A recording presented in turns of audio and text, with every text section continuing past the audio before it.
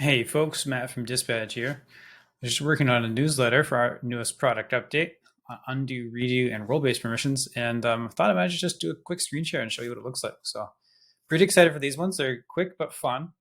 Added an undo here, so let's say I want to see this email without the little squiggly line. I'll just shift delete it there, get it out, take a look. I don't quite like the way that looks, so I want it back. Go up in here and you can see I can click undo, or I got this handy redo button. And we got keyboard shortcuts here as well for Mac and PC, Control or Command Z and Control Command Shift Z. So boom, Control Z pulls that pick in.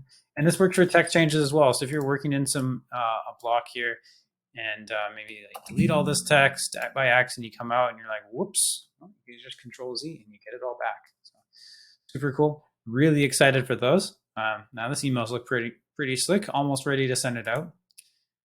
One more feature I wanted to show. Let's take a step back. Maybe you're wondering about undo, redo, and role-based permissions. Hey, how do I find out about all these new features? Well, in Dyspatch, pop over under your name here and come down to release notes. And that's going to pop you over to our release notes page here. You can see we just got this one up for our new role-based permissions. These are allowed at the org level. We've added the new developer account. Developers can work on creating blocks, but they can't necessarily create emails unless you give them access to a workspace, which is super cool.